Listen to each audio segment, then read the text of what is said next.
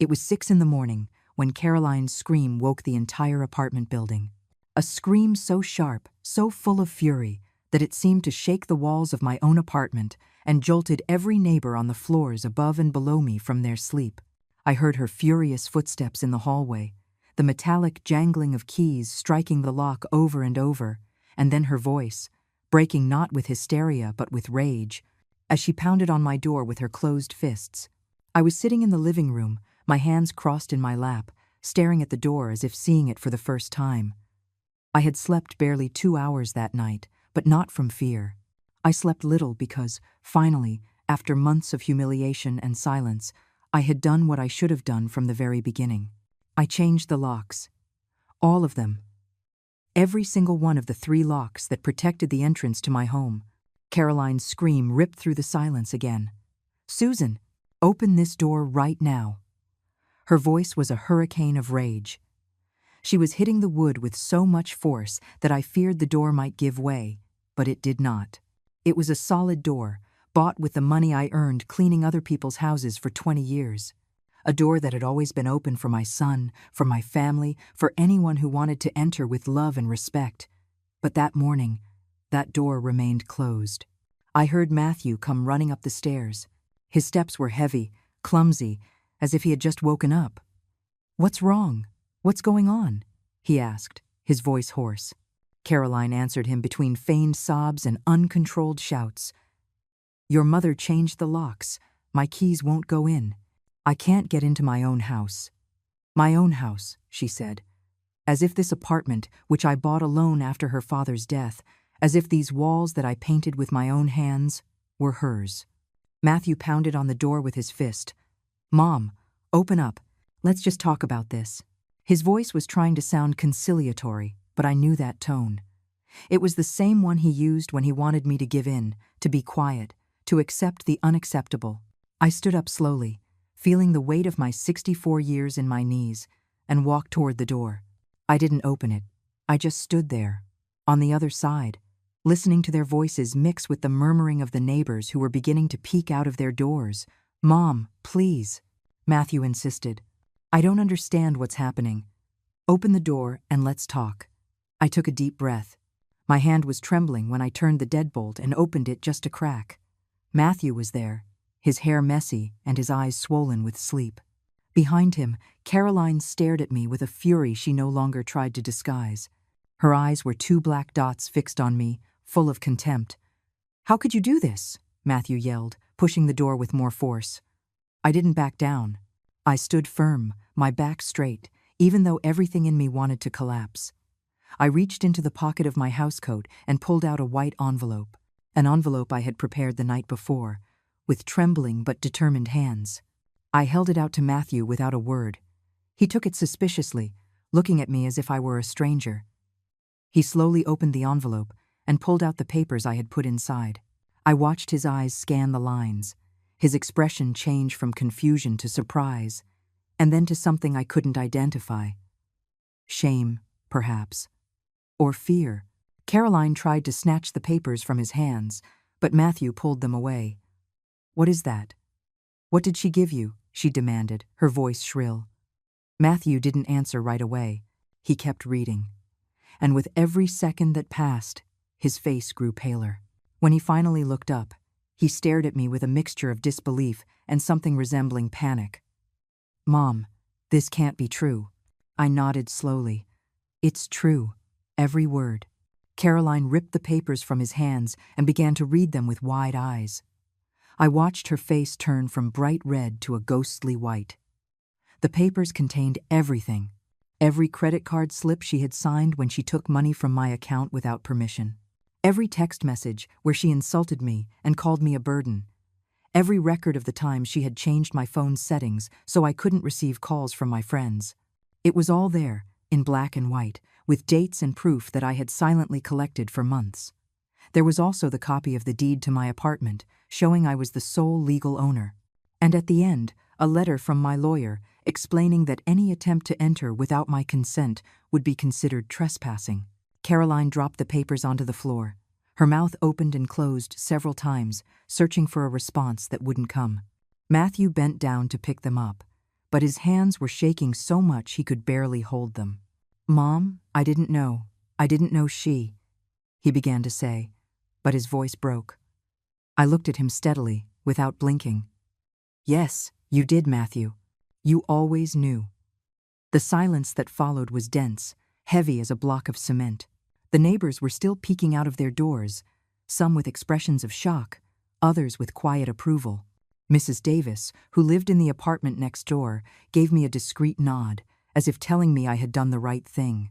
I felt something loosen in my chest, a tension I had carried for so long I couldn't even remember what it was like to live without it.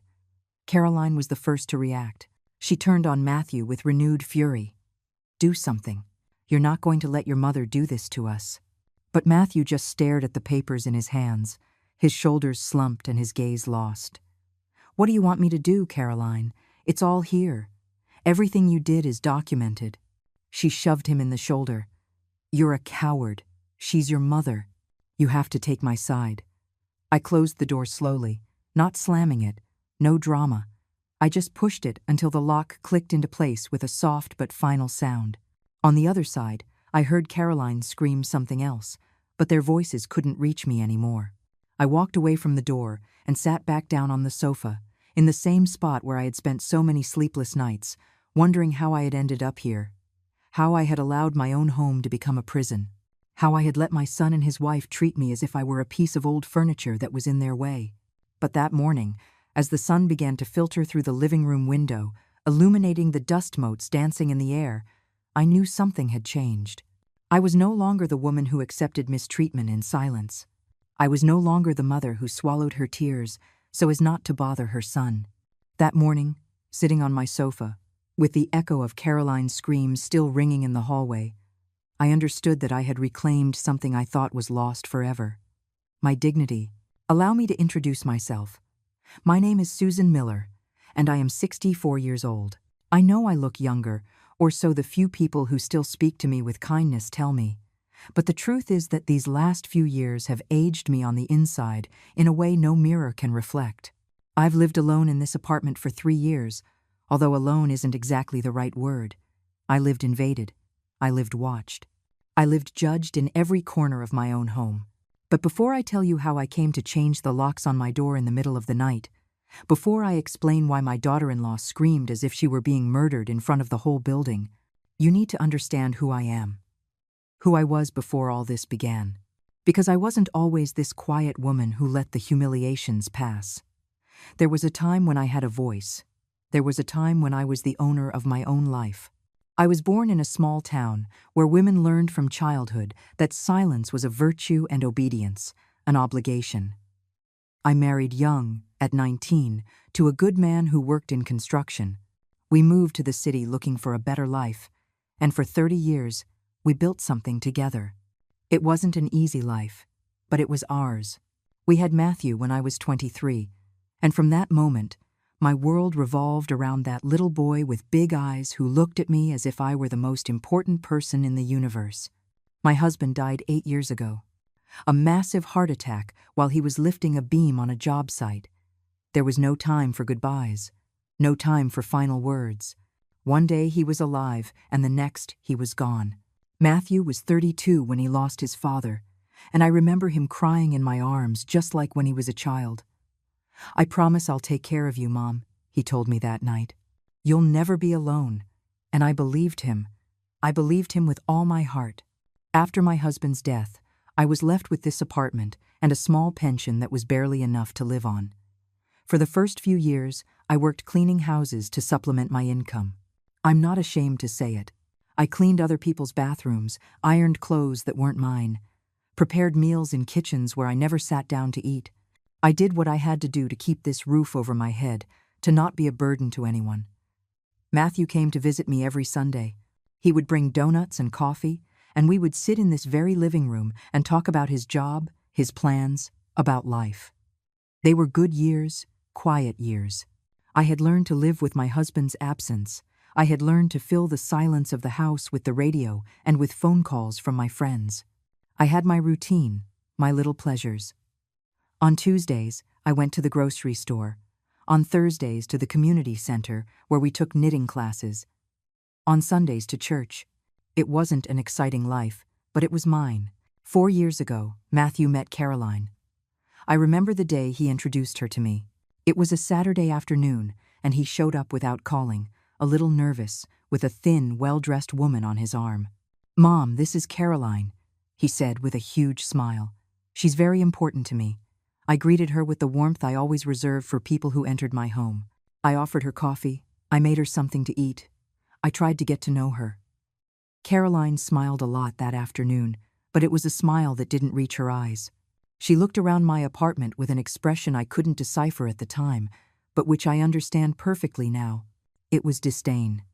She looked at my old furniture, my faded curtains, my cheap knickknacks with the same disdain one looks at something dirty. But I didn't see it then. I only saw my son, happy, and that was enough for me. They got married 6 months later. It was a small, simple wedding in a hall they rented for a few hours. I wore the same dress I had worn to my cousin's wedding years before, because I didn't have money to buy a new one. Caroline looked me up and down when I arrived, and although she didn't say anything, I saw her lips pucker in a grimace of disapproval. Matthew didn't notice. He was too busy greeting guests, too happy to notice the discomfort on my face. The first few months of marriage, Matthew continued to visit me on Sundays, but with less and less frequency. "Caroline isn't feeling well," he'd say. Or, "We have plans." I understood, or at least I tried to. Newlyweds need their space, their time together. I didn't want to be the meddling mother-in-law everyone dreads. So I waited. I waited for his calls, his visits, any sign that I was still important in his life. It was Caroline who suggested they come live with me. It was her idea, although at first they presented it to me as if it were a genuine concern for my well-being. "You're too lonely, Mom," Matthew said one afternoon, sitting exactly where I'm sitting now. "Caroline and I think it would be better if we lived with you. That way we can take care of you, and you won't have to be alone in this big apartment." It seemed strange to me that suddenly my 2-bedroom apartment was so big, but I didn't say anything. The idea of having my son close again, of hearing voices in the house, of not waking up in absolute silence every morning, seduced me. I agreed. My God, how I regret agreeing. I told them yes, they could move in with me, that it would be wonderful to have him close. Matthew hugged me tight and told me I had made the right decision. Caroline smiled, but this time she didn't even try to feign warmth. It was a smile of triumph. I should have seen it then. I should have understood what that smile meant. They moved in on a rainy Saturday in March. They brought their things in boxes and bags, and all morning they filled my apartment with their presence. Caroline walked from one side to the other, giving orders, moving my furniture without asking, deciding what went and what didn't in every space. "This doesn't match," she said, pointing to the painting my husband had given me for our 10th anniversary. "This is too old," she commented, touching my sofa with her fingertips, as if it disgusted her. I tried to help, to participate in the organization of what was still my house, but Caroline pushed me aside with subtle gestures. "Go rest. Susan, we'll handle this." At first, I thought it was consideration, that they wanted to keep me from getting tired.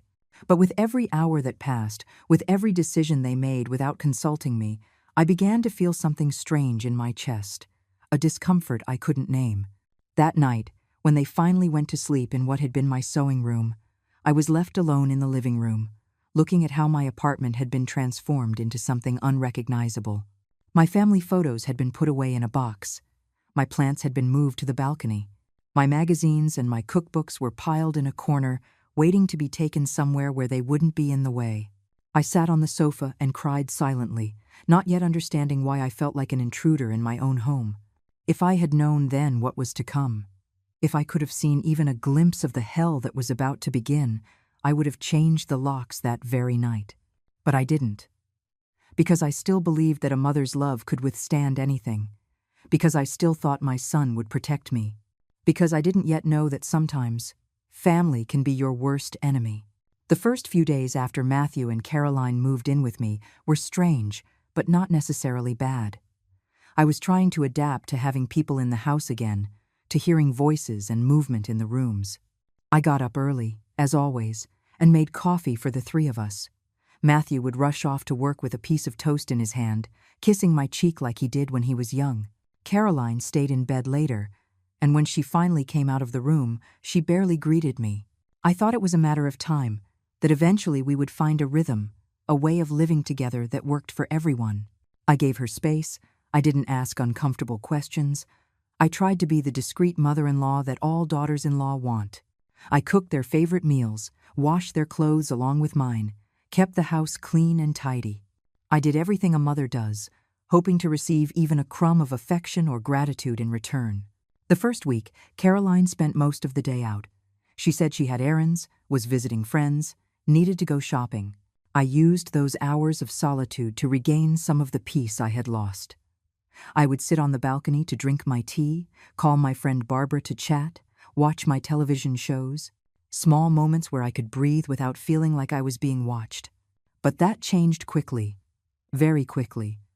The second week, Caroline started staying in the apartment more. She would sit in the living room with her phone, watching me out of the corner of her eye as I did my daily chores. At first, I paid no attention. I thought maybe she was just getting used to her new home, that she needed time to feel comfortable. But I soon understood that wasn't it. She was studying me, observing my every move like someone watching an animal in a zoo. One Tuesday morning, I was getting my bag ready to go to the grocery store when Caroline came out of the bedroom. "Where are you going?" she asked, in a tone that tried to sound casual but hid something else. "To the grocery store," I replied. Like every Tuesday, she crossed her arms and looked me up and down. "Do you need to go?" "I can do the shopping. You should rest." I smiled, thinking it was a kind gesture. "Don't worry. I like going. Besides, I know the vendors and they always give me a good deal." Caroline didn't insist that day, but I saw something in her eyes that unsettled me. Annoyance, perhaps, or something worse. I went to the store as always, bought the vegetables and meat, chatted with the people I knew. When I got home, Caroline was reorganizing my kitchen. She had taken all the pots and pans out of the cabinets and was putting them in different places. "What are you doing?" I asked, setting the grocery bags on the table. She didn't even turn to look at me. "Organizing. Everything is so cluttered in here." I felt a knot in my stomach. "But I know where everything is. I've had it this way for years." Caroline finally looked at me with that smile that didn't reach her eyes. "Well, we all live here now, Susan. Things have to change." The way she said my name, without Mom or any term of endearment, hurt more than I wanted to admit. I didn't say anything else. I put the groceries away in silence, trying to memorize where she had put everything so I could find it later. When I finished, I went to my room and closed the door. I sat on the bed and took a deep breath, telling myself I was overreacting, that Caroline was just trying to feel useful, to make this house her home too. But something in my chest told me I was being naive. That night, during dinner, I tried to talk to Matthew about my day. I told him about the sales I found at the store, about how the cashier had asked about him. Matthew smiled and nodded, but he was barely paying attention. His eyes were fixed on his phone, answering messages while he ate. Caroline, sitting across from me, ate in silence, pushing the food around on her plate with her fork, as if she disliked it. "Don't you like it?" I asked, suddenly feeling insecure. I had made pot roast, one of Matthew's favorite meals since he was a child. Caroline looked up and stared at me with barely disguised annoyance. "It's too salty." Matthew finally tore his eyes from his phone. "I like it, Mom. It's delicious, as always." Caroline snorted. "Of course you like it. You're used to eating like this." There was something venomous in her tone, something that made me feel small. The following weeks were more of the same, but progressively worse. Caroline started making comments about everything, about how I cleaned the house, about how I organized things, about the way I dressed. "Are you going out like that?" she asked me one day when she saw me ready to go to church. I was wearing a simple dress, the same one I had worn every Sunday for years. "What's wrong with it?" I asked, checking myself in the hallway mirror. "Nothing," she said, shrugging. "It just makes you look older." She walked away before I could respond, leaving me standing there feeling ugly and ridiculous. Matthew was never around when Caroline made these comments. She was careful. She waited until he left. until he was distracted, until he couldn't overhear. And when I tried to say something to him, when I tried to explain how his wife made me feel, he would brush it off. "You're being too sensitive, Mom. Caroline doesn't mean anything by it. She's just trying to help." But I knew it wasn't help. I felt it in my body, in the way my stomach tightened every time I heard her footsteps approaching, in how I had started to measure my every action, wondering if Caroline would find something to criticize. I was becoming invisible in my own home, and the worst part was that my son didn't see it, or didn't want to see it. One day, my friend Barbara came to visit. We had been friends for years, ever since our children went to elementary school together. She brought pastries, and we sat in the living room to chat like we always did. We were laughing, remembering old stories, when Caroline came out of her room. She didn't greet us. She just stood in the living room entrance, watching us with her arms crossed. Barbara tried to be friendly. "Hi, Caroline. How are you?" Caroline barely nodded. The silence became awkward. I tried to pick up the conversation, but Caroline was still there, observing us. Finally, Barbara left earlier than planned, promising to call me later. When I closed the door behind her, Caroline spoke. "I don't like you having people over without telling me." I looked at her, confused. "She's my friend. She comes over all the time." Caroline shrugged. "Well, you're not the only one living here anymore. You should ask for permission first." Permission. That word echoed in my head for days. I had to ask for permission to invite my friends into my own house. I had to ask for permission to move my own things. I had to ask for permission to exist in the space that I had paid for, that I had built with years of work and sacrifice. That night, lying in my bed, I stared at the ceiling and felt something I hadn't felt in a long time. Fear. Not physical fear, but something deeper. Fear that I was losing my place in the world. Fear that my son had forgotten me. Fear that everything I had built was crumbling beneath my feet and I could do nothing to stop it. But I still did nothing. I still hoped things would get better on their own. I still believed that if I behaved, if I was patient, if I showed more love, everything would go back to the way it was. How wrong I was. How naive I was to think that silence would protect me. Because silence doesn't protect. Silence only makes you more vulnerable. It was in the 3rd month of living together that things went from being just uncomfortable to becoming unbearable. Caroline no longer bothered to hide her disdain for me. Her acidic comments became more frequent, more direct, more hurtful. And the worst part of all was that Matthew still didn't see it. Or worse, he saw it and chose to ignore it. One morning I got up early, as usual, and found Caroline already awake in the kitchen. She was making coffee, using my coffee maker, my favorite mug, the one my husband had brought me from a trip years ago. "Good morning," I said, trying to sound cheerful. She barely grunted a reply. I went to the cabinet to get another mug and realized all my things had been moved again. "Where are the mugs?" I asked, opening different doors. Caroline took a sip of her coffee before answering. "I moved them. They were taking up too much space." I took a deep breath. "Where did you move them?" She pointed listlessly toward the top cabinet, the highest one, the one I could barely reach without standing on a chair. "Up there. It's more logical." I stared at her, waiting for her to realize the absurdity of her decision, but she just shrugged and walked out of the kitchen, my mug in her hand. I had to drag a chair over to reach my own mugs. My own mugs. In my own kitchen. As I stretched my arm, trying not to fall, I felt the humiliation welling up in my chest. It wasn't just about the mugs. It was about the message.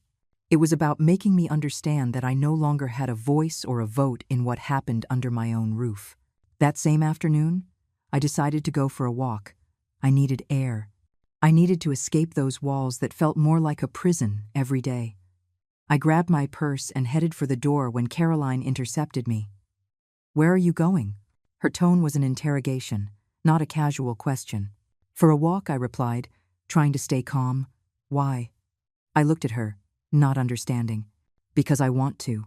I need some fresh air." She frowned. "It's cold out. You'll get sick, and then Matthew will have to take care of you."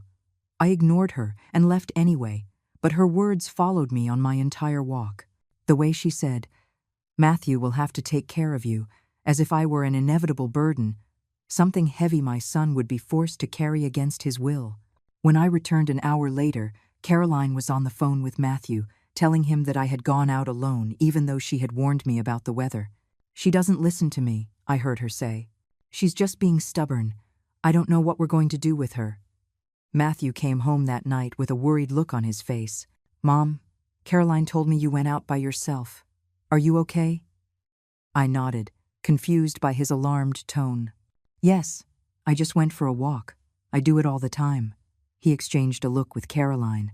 "You're not as young as you used to be, Mom. You should let us know when you go out, just in case something happens." I laughed, thinking he was joking, but his expression was serious. "I'm 64, Matthew, not 90. I can walk around the neighborhood by myself." Caroline chimed in from the sofa. "It's for your own good, Susan. Don't you understand that we worry about you?" There was something in her voice that sounded false, rehearsed, but Matthew nodded, supporting his wife's every word. I went to bed that night feeling that something fundamental had shifted. Somehow, without realizing it, I had gone from being the owner of the house to being a kind of child who needed supervision. In the following days, Caroline intensified her control. She started checking my phone calls.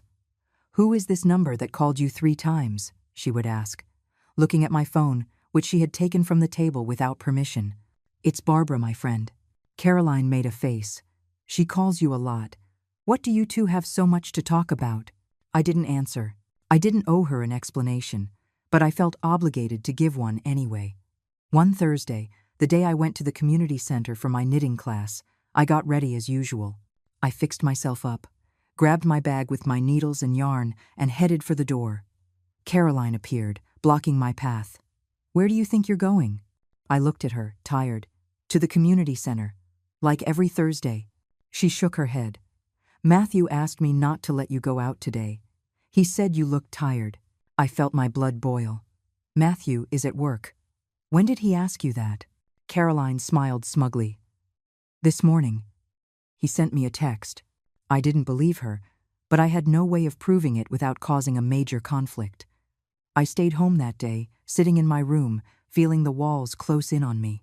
When Matthew got home that night, I confronted him. "You told Caroline not to let me go out today." He looked at me, confused. "What?" "No, I didn't say that." Caroline entered the conversation, her voice sweet and worried. "Honey, yes, you did. You said your mom looked really tired, and it was better for her to rest." Matthew frowned, as if trying to remember. "Oh, right. Well, it was just a suggestion, Mom. It's not a big deal." But it was a big deal, because that suggestion became a rule. The following week, Caroline again prevented me from going to the community center. "Matthew thinks it's better if you stay home. Besides, those women there just gossip. It's not good for you."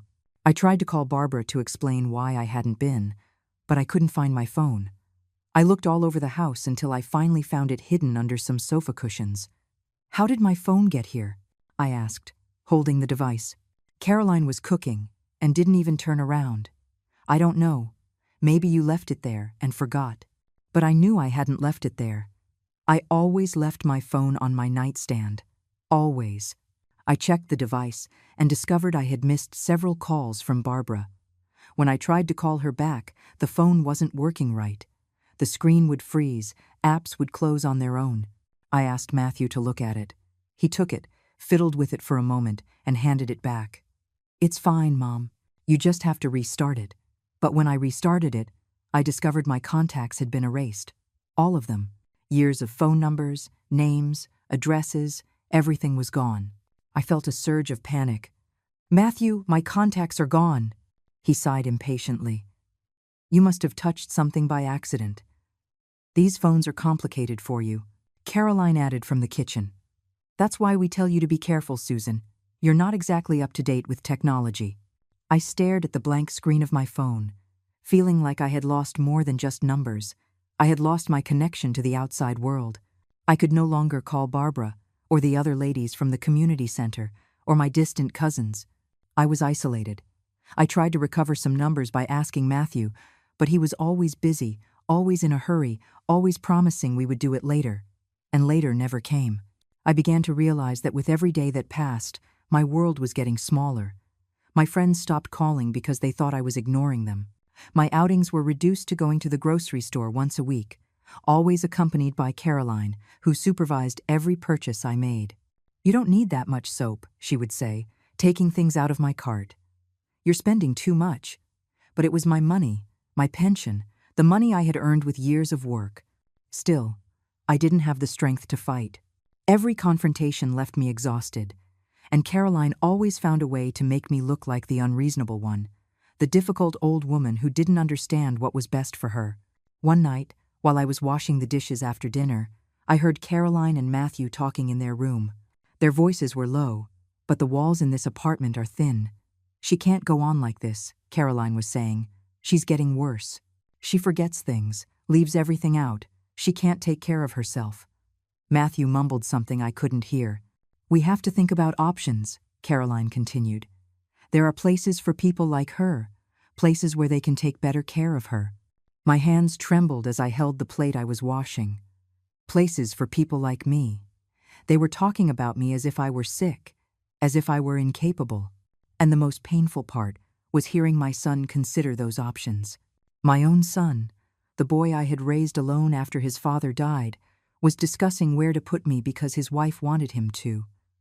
That night I cried until I fell asleep, and for the first time, I allowed a dark thought to cross my mind. Maybe they were right. Maybe I was being difficult. Maybe I really did need more help than I wanted to admit. Maybe the best thing for everyone was for me to just disappear from their lives. Caroline's control over my life became absolute in the following months. It was no longer just about where I put the mugs or when I could go out. It was about every aspect of my existence. I had become a prisoner in my own home. And the most terrible part was that no one seemed to notice except me. She started to control my money. One day she told me it would be easier if she managed my finances. "That way you don't have to worry about paying bills, Susan. I'll take care of everything." Matthew supported the idea. "It's better, Mom. Caroline is very organized with money. Besides, this way you can rest." I didn't understand why I needed to rest from paying my own bills, something I had done for 40 years without a problem. But I was so tired of fighting that I agreed. I gave her access to my bank account. It was the biggest mistake I could have made. At first, everything seemed normal. The bills were paid on time. I received a monthly summary that Caroline would show me quickly before filing it away. But after 2 months, I started to notice that my pension wasn't stretching as far as it used to. When I tried to buy something simple, like a new pair of shoes because mine were worn out, Caroline told me there was no money available. "What do you mean there's no money?" I asked, confused. "My pension is $600 a month. I barely spend anything." Caroline looked at me with exaggerated patience, like someone explaining something to a small child. "You have to pay your share of the utilities, the food, the HOA fees. It all adds up." I froze. "My share of the HOA fees? But this is my apartment. I own it."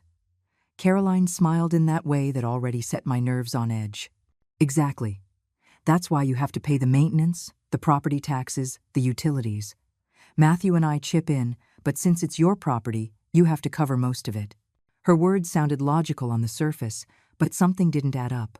I tried to do the math in my head, but numbers had never been my strong suit, and Caroline knew it. I asked to see the receipts, the bank statements. She always had an excuse. "They're filed away, or I threw them out since they're paid. Don't worry about it. Everything is in order." When I insisted more firmly, she told Matthew. That night, my son spoke to me in a tone he had never used with me before. "Mom, you're offending Caroline. She does all this to help you, and you accuse her of being dishonest." "I'm not accusing her of anything," I tried to defend myself. "I just want to understand where my money is going." Matthew shook his head in frustration. "Your money is going to maintain this house where we all live. It's not enough that Caroline dedicates her time to managing your finances without you questioning her." I fell silent. Not because I agreed, but because I saw something in my son's eyes that frightened me. He no longer saw me as his mother. He saw me as a problem that needed to be solved. The days grew darker after that. Caroline started entering my room without knocking. I could be changing clothes or resting, and she would just open the door as if it were nothing. I need to check the closet, she'd say. You have too much old clothes that needs to be thrown out. One day, I came back from my permitted Sunday walk and found 3 trash bags in the hallway. When I opened them, I discovered my clothes inside. Dresses I had worn on special occasions, sweaters my husband had given me, clothes that were still in perfect condition. Why are my clothes in the trash? I asked, feeling tears burning in my eyes. Caroline was on the sofa, painting her nails. You don't wear it anymore. It's taking up space we need. I pulled a dress from the bag. It was the dress I wore to Matthew's college graduation. I do wear it. This is my clothing. Caroline snorted. Susan, that dress is like 20 years old. Nobody wears that anymore. You look ridiculous in that stuff. I rescued what I could from those bags and hid it under my bed. But the following week, when I returned from the grocery store, the clothes were gone again. I searched the whole apartment and couldn't find them. Caroline looked at me with innocence when I asked, I don't know what you're talking about. Maybe you forgot that you already threw it out. But I hadn't thrown it out. She had, and I had no way to prove it. People I didn't know started coming to the apartment. Caroline's friends, who sat in my living room, used my mugs, left their things lying around. I would hide in my room when they came, because Caroline didn't even bother to introduce me. One afternoon, I heard their laughter from my room and dared to come out for some water. The 3 women sitting on my sofa looked at me as if I were the intruder. That's the mother-in-law, I heard Caroline tell one of them in a low voice, but not so low that I couldn't hear, the one I told you about. The women looked at me with a mixture of curiosity and pity. One of them even had the decency to look uncomfortable. But I just stood there, frozen, holding my glass of water, feeling the weight of their stares. What had Caroline told them about me? What stories did she invent when I wasn't present? The things I valued began to disappear. First, it was my husband's watch, which I kept on my nightstand. Then, the gold earrings my mother had left me. When I asked Caroline if she had seen them, she told me I must have lost them. You forget where you put things, Susan. You should be more careful. But I hadn't lost them. I knew exactly where they were, and one day they just weren't there anymore. I couldn't accuse Caroline without proof. Matthew would never believe me. He was already convinced that I was becoming forgetful, confused, difficult. Every time I tried to talk to him alone, Caroline would appear. It was like she had radar for detecting when her husband and I were having a conversation. She would interject, change the subject, or simply pull Matthew away with some excuse. One night, desperate, I waited for Caroline to leave for one of her girls' nights. I sat with Matthew in the living room, just like we used to, back when it was just him and me. Son, I need to talk to you. He sighed, not looking up from his phone. What is it, Mom? I took a deep breath. I'm not happy. I feel like I don't have any space in my own house anymore. I feel like Caroline treats me like I'm a nuisance. Matthew finally looked at me. I saw the exhaustion in his eyes. Mom, Caroline does everything for you. She cooks, she cleans, she manages your finances. I don't understand what you're complaining about. I felt a lump in my throat. I didn't ask her to do those things. I can cook my own food, clean my own house. This is my house, Matthew. I paid for it, and I feel like it doesn't belong to me anymore. My son stood up. That's exactly the problem, Mom. You keep thinking this is just your house, but we all live here now. We have to share the space. And if Caroline makes decisions, it's because she's trying to make things work better for everyone. I stood up too, feeling desperation growing in my chest. And I don't have a voice in those decisions? I don't have the right to an opinion about what happens in my own home? Matthew rubbed his face with his hands. You're being selfish. Caroline and I gave you a home. We take care of you. We worry about you. And all you do is complain. His words hit me like a bucket of cold water. Gave me a home? I already had a home. It was my home. But apparently, to my son, I was supposed to be grateful that they were allowing me to live in my own house. That night, when Caroline returned, I heard them talking in their room again. Your mom is being impossible, Caroline said. She almost yelled at me today because I moved some things. She's getting more and more agitated. Matthew mumbled something. I think we need to seriously consider that assisted living facility, Caroline continued. We can't keep going like this. She is ruining our marriage. I stood on the other side of the wall, holding back my sobs. I didn't want them to hear me. I didn't want to give them any more reasons to say I was agitated, that I was losing it. But inside, I was falling apart. My son, the child I had carried in my arms, the one I had raised alone after his father died, was considering putting me in a home because his wife wanted him to. The days that followed were a silent hell. Caroline didn't even bother to hide her contempt anymore. She spoke to me with orders, not requests. Stay in your room. We have guests. Don't touch that. Don't go out today. And I obeyed. Because I was tired. Because I no longer had the strength to fight. Because I was starting to believe that maybe they were right, and I was wrong. I stopped eating properly. I had no appetite. Food tasted like nothing. I lost nearly 20 pounds in 2 months. My neighbors started to notice when they saw me in the hallway. "Susan, are you all right? You look so thin, Mrs." Davis would say. I would just smile and nod. I couldn't tell her the truth. I couldn't admit out loud that I was wasting away, that every day I felt like I was losing another piece of myself. The moment that changed everything came on a Sunday afternoon. My cousin Janet had called to say she was coming to visit. I hadn't seen her in months, not since before Matthew and Caroline moved in. Janet lived in another state and only came to the city twice a year. I was excited. I needed to see a friendly face, someone who remembered who I was before all this. I spent the morning tidying up the living room. Well, trying to. Everything I moved, Caroline moved back with an exaggerated sigh. "What are you doing?" she asked with annoyance. "My cousin Janet is coming. I want everything to look nice." Caroline crossed her arms. "I didn't know you were having company. You didn't tell me." I felt irritation rising in my chest. "I don't have to tell you. She's my cousin." Caroline looked at me with that expression I knew so well. That mix of contempt and amusement, as if I were a joke only she understood. "Of course you have to tell me. We all live here. Besides, the house is a mess. You're making me look bad." I was about to scream that it was my house and I could invite whomever I wanted, but I held back. I didn't want to start a fight before Janet arrived. Janet rang the doorbell at 3 o'clock on the dot. I opened the door, and her immediate smile filled me with a warmth I hadn't felt in months. "Cousin," she exclaimed, hugging me tightly. But when she pulled back, her smile faded a little. "Susan, you're so thin. Are you eating okay?" I tried to laugh and change the subject. "I'm fine. Come in. I want you to meet Caroline, Matthew's wife."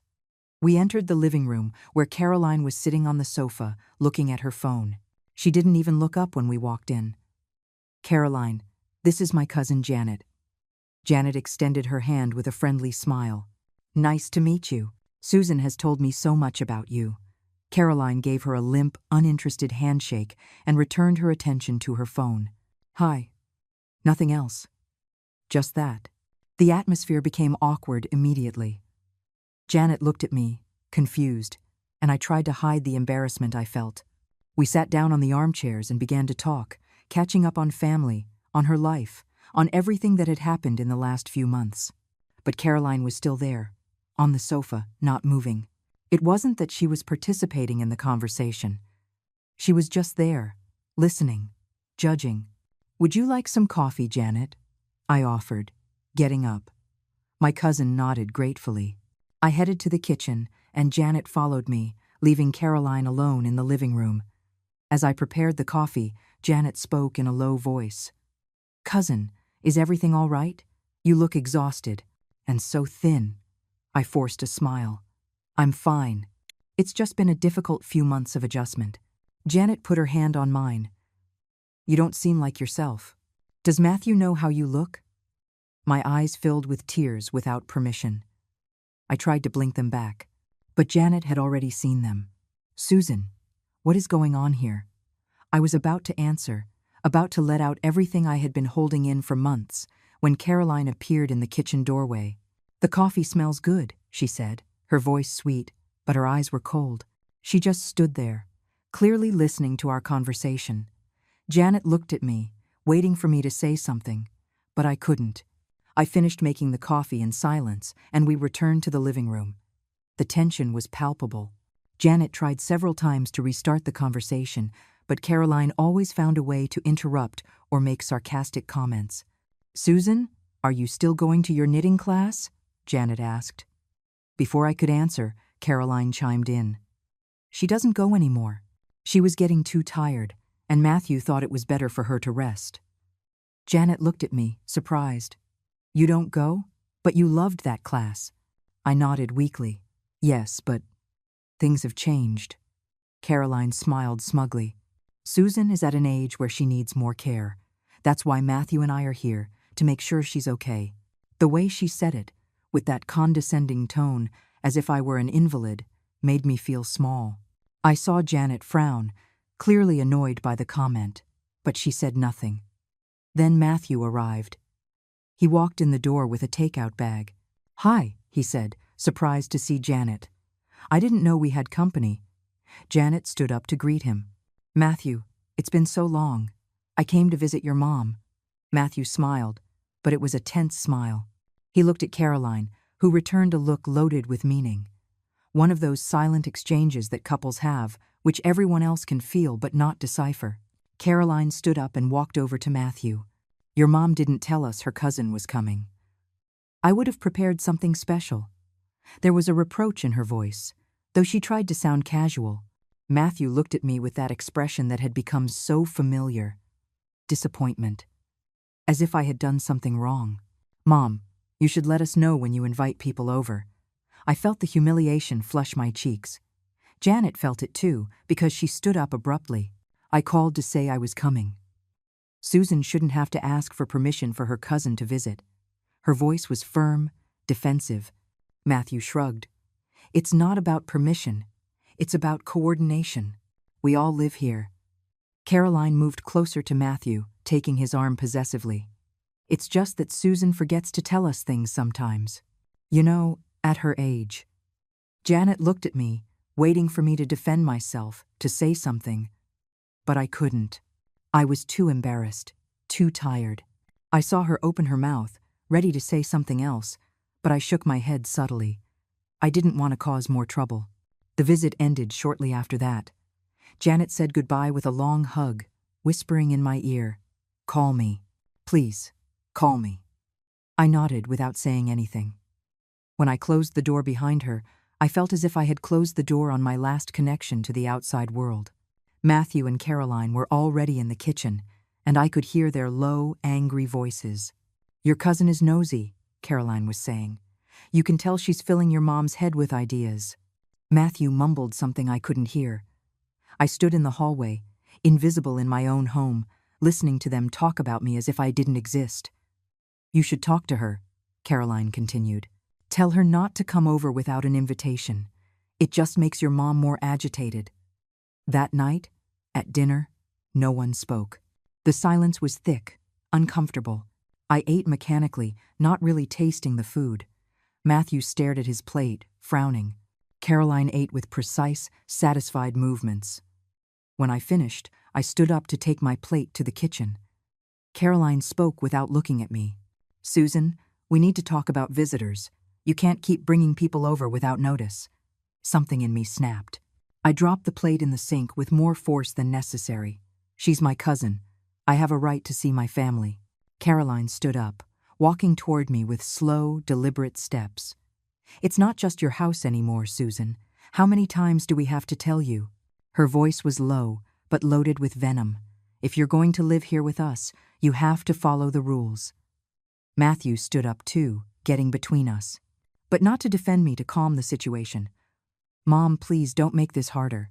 I looked at him, searching his eyes for any trace of the boy he had been, the son who had promised to always take care of me. But that boy wasn't there anymore. In his place was a man who had chosen his wife over his mother. "Harder for who, Matthew?" I asked, feeling the tears well up. "Harder for you? For her? Because for me, it's already impossible." Caroline crossed her arms. There she goes again with the drama, always playing the victim. I turned to her, all the rage I had held in for months finally surfacing. "I'm not the victim. I'm the owner of this house, and I'm tired of being treated like an unwanted guest." Caroline laughed. She actually laughed. A short, cruel laugh. The owner? Please. Susan, if it weren't for us, you'd be alone in this apartment, talking to the walls. You should be thanking us for being here. Her words hit me with the force of a slap. Matthew said nothing. He didn't defend me. He didn't ask his wife to apologize. He just stood there, staring at the floor. I want you to leave, I said, my voice trembling.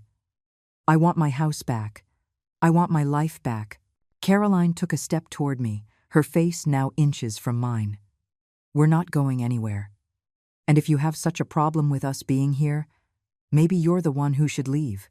The silence that followed was deafening. Matthew finally looked up, but not to support me. Mom, you need to apologize to Caroline. I couldn't believe what I was hearing. Apologize? For what? Matthew sighed. For talking to her like that. For being so selfish. Caroline is just trying to help. And you attack her. I looked at my son. I really looked at him. And for the first time, I understood that I had lost him. He was no longer the son who loved me. He was the son who saw me as a burden. I went to my room without apologizing. I closed the door and sat on the bed, shaking. I could hear their voices on the other side, talking about me. Tears ran down my face unchecked. That night, I understood that I had reached my limit. That if I didn't do something soon, I was going to lose myself completely. I was going to become a ghost in my own life. The days after Janet's visit were the darkest of my life. Caroline stopped pretending entirely. There was no more feigned courtesy, no more fake smiles. She treated me with an open contempt that Matthew seemed not to see, or worse, chose to ignore. I had become a piece of old furniture in my own home, something taking up space that everyone wished would disappear. I started spending most of my time locked in my room. It was the only place I could breathe without feeling like I was bothering someone. I would sit on the bed, staring out the window, watching the hours pass. I no longer cooked, because Caroline had declared the kitchen her territory. I no longer cleaned, because she said I did it wrong. I no longer went out, because there was always a reason for me to stay home. One morning, 2 weeks after the fight, I woke up and found my bedroom door open. I always closed it before I slept. Always. I looked around and noticed that things had been moved. My jewelry box was in a different position. The drawers of my dresser weren't completely closed. Someone had been going through my things while I slept. I got up, my heart pounding, and checked the jewelry box. The few pieces I had left were still there, but my emergency money was gone. I kept $200 in cash in an envelope inside the box. Money I had saved, bit by bit, cents I put away whenever I could. It was my security, my escape plan if I ever needed one. And now it was gone. I left the room, shaking with rage. Caroline was in the living room, putting on makeup in front of a mirror. Someone was in my room, I said, trying to keep my voice steady. She didn't even look at me. It must have been Matthew, looking for something, but I knew it hadn't been Matthew. Money was stolen. Caroline finally turned, an expression of boredom on her face. You probably just forgot where you put it. You know how you get. I didn't forget anything, I insisted. I had $200 in my jewelry box, and now it's gone. Caroline shrugged and went back to her makeup. Maybe Matthew borrowed it. Ask him when he gets home. But when Matthew got home that night and I asked him, he denied taking the money. He looked at me with a mixture of pity and frustration. Mom, maybe you spent it and don't remember. Or maybe you put it somewhere else. I know where I put my money, I said, feeling tears of helplessness welling up. Someone came into my room while I was sleeping and stole it. Caroline appeared in the living room, arms crossed. Are you accusing me of stealing your money, Susan? Her voice was dangerously calm. I didn't accuse anyone, I replied. I just said my money is missing. Matthew rubbed his face tiredly. Mom, you can't just go around accusing people without proof. Caroline would never do something like that. That night I cried until I had no tears left. Not just for the lost money. Although $200 was a lot to me, I cried because I understood that I was completely defenseless. That they could do whatever they wanted to me, and no one would believe me. Matthew had chosen to believe his wife over his own mother. I was the crazy one, the forgetful one, the one who made things up. The next few days were a nightmare I couldn't wake up from. Caroline started having more friends over. They would take over the living room, play loud music, laugh, and talk as if I didn't exist. When I came out of my room to use the bathroom or get water, their conversations would stop. They would look at me with curiosity, as if I were an animal on display. One of them even asked Caroline in a low voice but loud enough for me to hear, "Is that the mother-in-law you told us about?" I would lock myself in my room, holding it in, just to avoid having to walk through the living room full of strangers. My bladder ached, but my dignity ached more. Sometimes I would hear them laughing and wonder if they were laughing at me. If Caroline was telling them stories about the crazy old lady who lived in the back room, the old lady who forgot things, the old lady who accused people of stealing.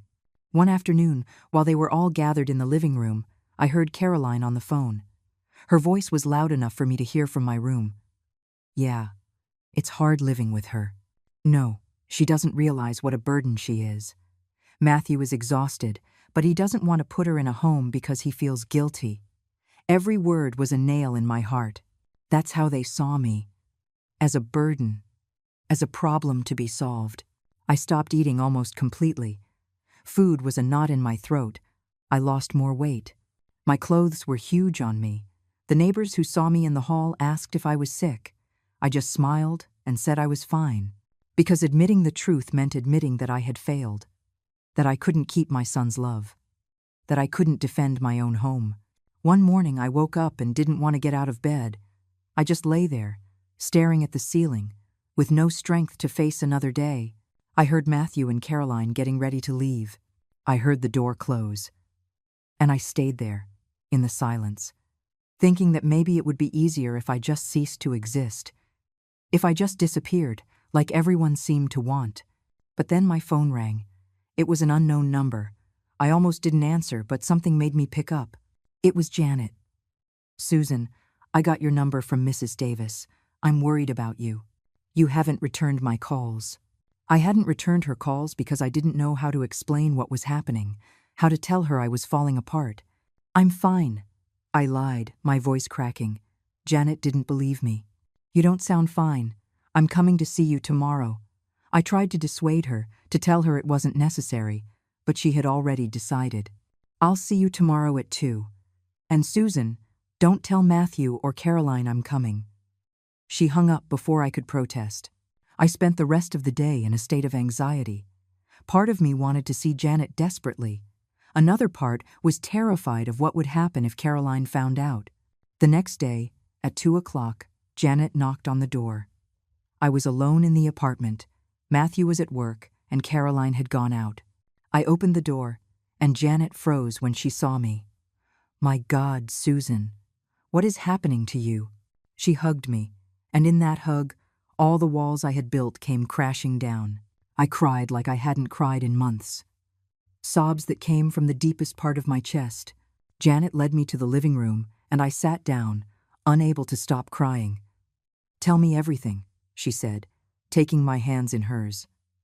And for the first time in months, I talked. I told her everything. About how Caroline had taken control of my house, about how my money had disappeared, about how Matthew no longer saw me as his mother, but as a problem, about how I felt invisible, useless, unwanted in my own home. Janet listened, her face growing more and more serious. When I finished, she was silent for a moment. Then she said something that would change everything. "Susan, this isn't right. What they are doing to you is not right. And you have options, you have rights. This is your house. Legally, it's yours." I looked at her, not understanding. What can I do? Matthew won't believe me. And Caroline, she has all the control. Janet took out her phone and looked something up. "I know a lawyer. She specializes in elder abuse cases." "Yes, Susan, this is abuse. Emotional abuse, financial manipulation, isolation. You can do something about this." I felt a flash of something I hadn't felt in a long time. Hope, but also fear. What if Matthew never forgives me? What if I lose him forever? Janet squeezed my hands. "Cousin, you've already lost him. The Matthew you knew, the son who loved you, isn't here anymore. That woman changed him. But you are still here. You can still save yourself. She was right. I knew she was right. But taking that step, seeking help, confronting the situation, it required a strength I wasn't sure I had. Think about it, Janet said, writing the lawyer's number on a piece of paper. But don't wait too long. I've seen cases like this before. They only get worse. And cousin, you don't deserve this. You deserve to live in peace, in your own home, without fear. She left soon after, not before hugging me tight and making me promise to call her. I was left alone in the living room, holding the paper with the lawyer's number. When Matthew and Caroline got home that night, I was in my room. Caroline entered without knocking, as always. Did you have company today? My heart stopped. No, I lied. She looked at me suspiciously. Mrs. Davis told me she saw someone enter the building. A woman. I swallowed. She must have been mistaken. Caroline stared at me for a few more seconds. Then she left without another word. That night, lying in the dark, I pulled out the paper Janet had given me. I read it over and over in the light of my phone. A number. Just a number. But that number represented a possibility. A way out. A way to get my life back. I fell asleep with the paper clutched in my hand, feeling for the first time in months that maybe, just maybe, all was not lost. I stared at that piece of paper for 3 days before I dared to call. 3 days of an internal war between fear and desperation. Finally, on a Tuesday morning, when Matthew was at work and Caroline had gone out with her friends, I dialed the number with trembling hands. Law offices of Evans and Associates, a professional voice answered. I was silent for a second. Hello, my cousin gave me this number. She said Miss Evans might be able to help me. The receptionist was kind. What is the nature of your inquiry? I took a deep breath. I think I'm being mistreated in my own home. They gave me an appointment for the next day. I hung up the phone feeling dizzy. I had taken the first step. There was no turning back. I barely slept that night, rehearsing in my mind what I would say to the lawyer. I was afraid she wouldn't believe me. I was afraid she would tell me there was nothing to be done. But more than that, I was afraid of continuing to live as I had been. The next morning, I told Caroline I had a doctor's appointment. She barely looked up from her phone. What for? Routine checkup. I lied. She asked no more questions. I left the apartment feeling like I was doing something forbidden, something dangerous. But I also felt something akin to freedom. Miss Evans's office was downtown. It was a modest building, but clean. I went up to the 3rd floor and entered a small waiting room. A woman in her 50s came out to greet me. Mrs. Miller? I'm Laura Evans. Please, come in. Her voice was warm, but professional. It made me feel safe. I sat across from her desk, and she watched me attentively. Tell me what's going on.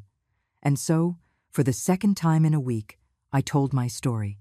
But this time was different. Miss Evans took notes. She asked specific questions. She didn't judge me. Do you have proof that the apartment is in your name? I nodded. I have the deed saved. Bank statements? Anything showing the management of your money? I shook my head. Caroline has all of that. The lawyer leaned back in her chair. Mrs. Miller, what you're describing is a clear case of financial and emotional abuse. Your daughter-in-law has no legal right to control your money or prevent you from accessing your own home. You are the owner. They are residents by your permission, which you can revoke at any time. Her words hit me like a wave. I can revoke their permission? I can ask them to leave? But he's my son, I said, my voice breaking. I don't want to hurt him. The lawyer looked at me with compassion.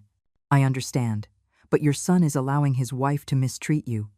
Sometimes love means setting boundaries, even with family. She explained my options. I could file for a restraining order. I could change the locks. I could regain access to my bank account. I could, legally, take my house back. How much would all this cost? I asked, dreading the answer. For you, nothing. I work on a pro bono basis for seniors in abusive situations. I felt tears rolling down my cheeks. This stranger was offering me help, expecting nothing in return. I need you to bring me your deed, your ID, and any bank documents you can get. In the meantime, I'll prepare the necessary papers. I left that office feeling something I hadn't felt in months. power, control, hope. On the way home, I stopped at the bank. I asked to speak to a manager and explained that I needed to review my account. He showed me the transactions from the last few months. My heart sank as I saw the truth in numbers. Caroline had been withdrawing money constantly, small amounts that added up to over $2,000. I need to remove another person's access to my account, I told the manager. He nodded and processed the change immediately. Would you like a new card? I nodded. He gave me a temporary card and told me the permanent one would arrive in a week. I left the bank with the card hidden in my bra. I couldn't risk Caroline finding it. That night, at dinner, Caroline was particularly annoyed. I tried to buy something today and your card was declined. She looked at me accusatorially. I shrugged, feigning confusion. Oh, there must be a problem with the bank. I'll call tomorrow, Matthew chimed in. Mom, you need to fix that. Caroline needs access to your account to pay the bills. I'll fix it, I said calmly, but I didn't fix it. Instead, I continued to gather documents. I found my deed in an old box in my closet. I collected receipts, photographs of my things that had disappeared, and I wrote down dates and events. Every night, after Matthew and Caroline fell asleep, I worked on my case. I became a detective in my own life. A week later, I returned to Miss Evans's office with everything I had compiled. She reviewed the documents carefully. This is enough. We can proceed, she explained the plan. We would change the locks on a day they weren't home. We would serve Matthew a formal letter explaining they had to find another place to live. If they tried to force their way in, it would be considered trespassing. When? I asked. When do you want to do it? I thought about all the months of humiliation. My stolen money, my missing things, the way Caroline looked at me with contempt, the way Matthew had stopped seeing me as his mother. Soon, I said. I want to do it soon, Miss Evans called a trusted locksmith. We agreed he would come on a Friday afternoon when Matthew was at work and Caroline usually went out with her friends. We would have a 2-hour window to change all the locks. Are you sure about this? The lawyer asked me. I nodded. For the first time in months, I was completely sure of something. Friday arrived faster than I expected. I got up early, my stomach churning with nerves. Matthew left for work as usual, not noticing anything different about me. Caroline left shortly after noon, just like every Friday. I watched her walk away from the window and waited 10 more minutes to make sure she wasn't coming back for something she forgot. At 2 o'clock, the locksmith arrived, accompanied by Miss Evans. They brought 3 new, high-security locks. I watched as they removed the old ones, those locks that had protected my home for years, but that no longer protected me. Every screw they removed was a piece of my old life falling away. Every new lock they installed was a step toward my freedom. The job took exactly 1 hour and a half. When they finished, Miss Peopley, Evans handed me a set of new keys. I held them in my hand, feeling their weight. They were mine. Only mine. No one else had access to my home now. Do you have everything ready? The lawyer asked. I nodded. She handed me the envelope we had prepared. Inside was a formal letter, copies of my deed, the bank statements showing the unauthorized withdrawals, and a legal document stating that Matthew and Caroline had 30 days to vacate the property. If you need anything, call me. Anytime, miss, Evans said before she left. I was left alone in my apartment, which for the first time in months truly felt like mine. I walked through every room, touching my things, reacquainting myself with my space. I cried, but not from sadness. I cried from relief. I barely slept that night. I knew what was coming. I knew Caroline would try to get in at 6 in the morning, as she always did after her nights out with her friends. I made myself some tea and sat in the living room, waiting. The hours passed slowly. At 5:30, then 5:45. I heard footsteps in the hall. Then, the moment I had been waiting for, and dreading, the sound of Caroline's keys trying to open the lock. Once, twice, 3 times. Then, silence. And then, the scream. That scream that woke up the entire building. What? This can't be. I heard her pounding on the door, trying the keys again. Susan, open this door right now. I sat there, calmly, waiting. I heard Matthew running up, his voice confused. What's wrong? What's going on? Your mother changed the locks. My keys won't go in. I can't get into my own house. Matthew pounded on the door. Mom, open up. Let's just talk about this. I stood up slowly and walked to the door. I didn't open it all the way, just cracked it open enough to see their faces. Matthew was disheveled, confused. Caroline was furious, her makeup smeared. How could you do this? Matthew yelled. I didn't answer with words. I pulled out the envelope I had prepared and handed it to him. Matthew took it with trembling hands. He opened it and began to read. I watched his face change with every line. Shock, disbelief, shame. Caroline snatched the papers from him, and her eyes went wide when she saw the bank statements. This can't be true. But it was. It was all documented. Every withdrawal, every lie, every instance of abuse. The neighbors started coming out of their apartments. Mrs.